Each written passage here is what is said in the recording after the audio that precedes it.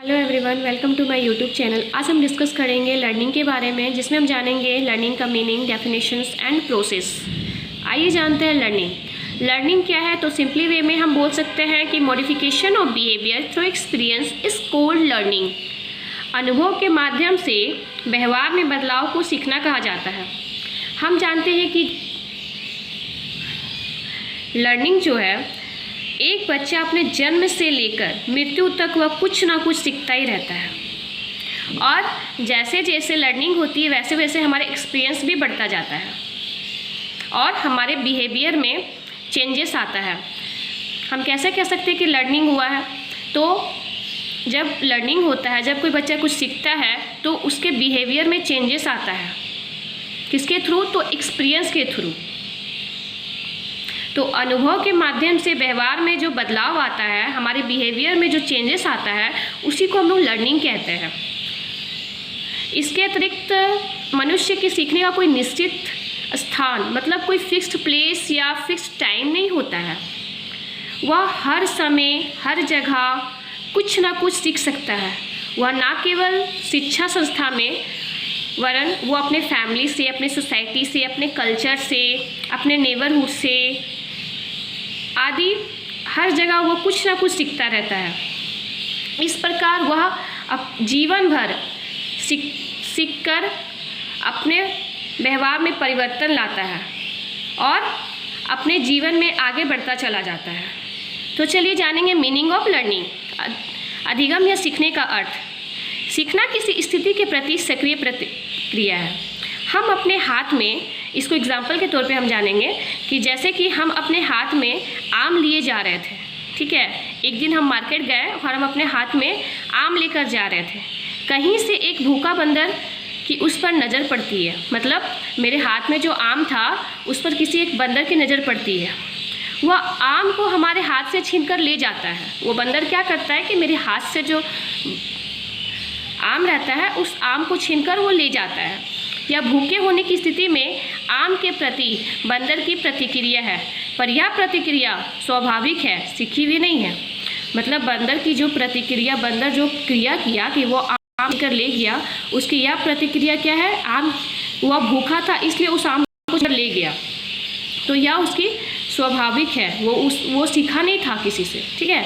इसके विपरीत, इसके अतिरिक्त जानेंगे कि कुछ दूर और हम आगे चलते हैं तो बालक हमारे हाथ में आम देखता है, कुछ आम बंदर ले जाता है, कुछ आम बचा हुआ रहता है जिसको कुछ बच्चे जो है हमारे आम को देखता है, ठीक है।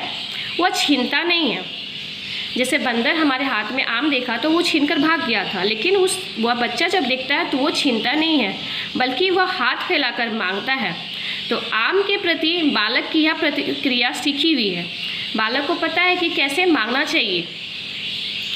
तो जन्म के कुछ समय बाद ही उसे अपने इन्वायरमेंट में, अपने वातावरण में कुछ न कुछ सीखने को मिल जाता है।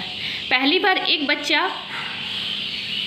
आग को देखकर उसे छू लेता है और जल जाता है, उसे एक नया अनुभव होता है। अतः जब वह आग को फिर देखता है तब उसके प्रति उसकी जो प्रतिक्रिया होती है वह अलग होती है, क्योंकि एक बार उसको पता चल जाता है कि नहीं, इसको छुएंगे तो मेरा हाथ जल जाएगा। तो जब वो दूसरी बार आग को देखता है तो उसके प्रति उसका जो प्रतिक्रिया रहता है वो अलग रहता है। अनुभव ने उसे आग ना छूना सिखा दिया है। क्योंकि ये सब कैसे हुआ? क्योंकि वो एक्सपीरियंस कर चुका था कि आग को छूने से मेरा हाथ जल जाएगा। तो यह कैसे हुआ? तो अनुभव ने उसे आग ना छूना सिखा दिया है, अतः वह आग से दूर रहता है। इस प्रकार सीखना मनुष्य द्वारा व्यवहार में परिवर्तन है। तो इस प्रकार हम जाने एग्जाम्पल के तौर पे कि जो सीखना है वो मनुष्य द्वारा व्यवहार में परिवर्तन लाना है। अब है अधिगम या सीखने की परिभाषा। स्किनर ने कहा था सीखना व्यवहार में उत्तरोत्तर सामंजस्य की प्रक्रिया है, और क्रो ने कहा था कि सीखना आदतों, ज्ञान और अभिवृत्तियों का अर्जन है। वुडवर्ड ने कहा था नवीन ज्ञान और नवीन प्रतिक्रियाओं को प्राप्त करने की प्रक्रिया सीखने की प्रक्रिया है।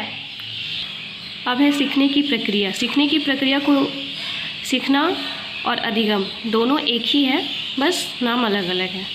तो सीखने की प्रक्रिया, प्रत्येक व्यक्ति अपने जीवन में नए अनुभव एकत्र करता रहता है। ये नए अनुभव व्यक्ति के व्यवहार में वृद्धि करते हैं, इसलिए ये अनुभव तथा इनका उपयोग ही सीखना कहलाता है। मनोवैज्ञानिकों ने सीखने को मानसिक प्रक्रिया माना है। यह प्रक्रिया जीवन भर निरंतर चलती रहती है। सीखने की प्रक्रिया की दो मुख्य विशेषताएं हैं। पहला है निरंतरता और सार्वभौमिकता। यह प्रक्रिया सदैव चलती रहती है, इसलिए मनुष्य अपने जीवन से मृत्यु तक कुछ न कुछ सीखता ही रहता है। हाँ, इतना आवश्यक है कि उसकी गति कभी तीव्र और कभी मंद हो जाती है। तो आज हम जाने कि लर्निंग का मीनिंग, उसका डेफिनेशंस और उसका प्रोसेस। Thank you.